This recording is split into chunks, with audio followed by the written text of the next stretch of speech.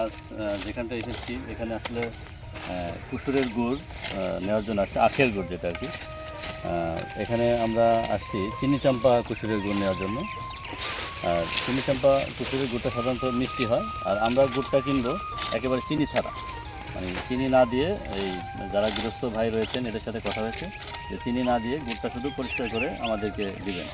আর বর্তমানে যেসব গুড় পাওয়া যায় বাজারে, বেশিরভাগ কুসুর আসলে আপনার এই আমাদের এই বাসার একটা ক্ষেত রয়েছে, এটাকে বলে 24 কুসুর বা অজাত নামে অনেকে চিনে।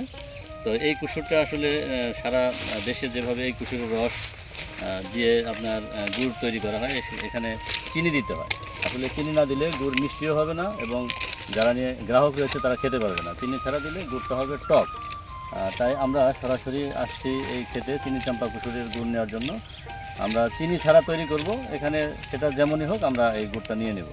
বন্ধুরা, আমরা কিন্তু সরাসরি চিনি চাম্পা যে কুসুর ক্ষেত, চিনি চাম্পা আখের খেতে চলে আসছি। এখানে আপনার আমরা বারবার অনেক সময় কুসুর বলি, কারণ এটা একটা আঞ্চলিক আপনার ভাষা। এখানে আমরা আখও বলি, কুসুরও বলি। কতটুকু লাগাইছিলেন? আড়াই কাঠা।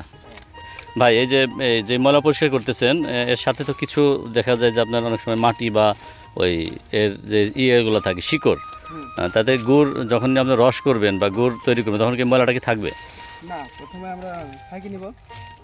রস করে ছাঁকি নেবেন, তারপরে জাল দেওয়ার পরে হ্যাঁ, যে ময়লাগুলো থাকে প্রথম পর্যায়ে ওগুলো মনে করেন যে শিমুল গাছের রস, হ্যাঁ, অথবা ভেন্ডি গাছের রস, হ্যাঁ, হ্যাঁ, এগুলো দিয়ে ওই ময়লাটা আমরা পরিষ্কার করি। ময়লা পরিষ্কার করে ফেলবেন। হ্যাঁ, তখন রস একদম মনে করেন যে পানির মতন স্বচ্ছ হয়ে যাবে, মানে বালি টালি মাটি টাটি কিছুই থাকবে না, এগুলো চলে যাবে, কিছু থাকে না, একদম পানির মতন স্বচ্ছ হয়ে যাবে। আপনারা কিন্তু শুনছিলেন যে আপনার এই রস তৈরির যে প্রক্রিয়া, এখানে কিন্তু এই যে কুসুরগুলা আপনাদের একটু দেখায় যে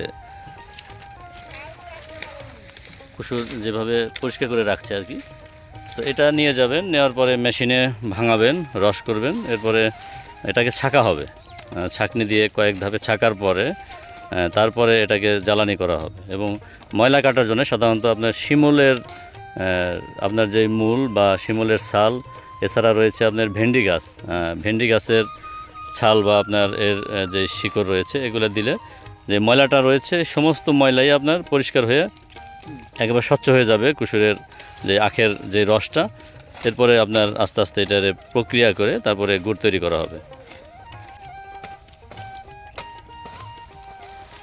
এই ক্ষেতটা তো আপনার, তো আপনার কত কাঠা জমিতে আখ চাষ করছেন?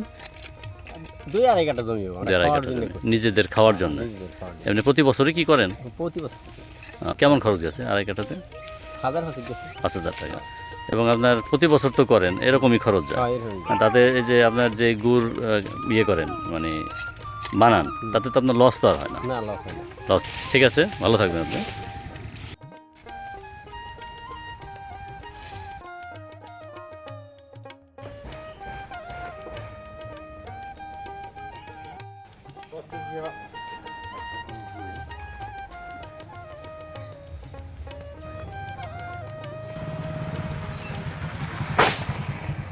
সাতাটি না? সাতাটিতে আপনার ই হবে কয় জের? এটি হবে এক না, মানে 10 12টা। 10 থেকে 12টা। 7-8টি কুসুর আখ, 7-8টি আখ, চিনি চাম্পা আখ আর কি। এখানে 7-8টি আখ থেকে আপনার রস হবে হচ্ছে 10 থেকে 12 জের, যেখান থেকে 1 জের গুড় হবে।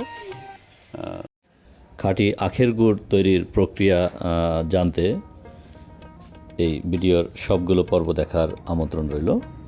শিমুল মিডিয়া লাইভ ফেসবুক পেজ এবং শিমুল মিডিয়া লাইভ ইউটিউব চ্যানেলের পক্ষ থেকে আপনাদের সকলকে ধন্যবাদ জানিয়ে আজকের মতো বিদায় নিচ্ছি। আল্লাহ হাফেজ।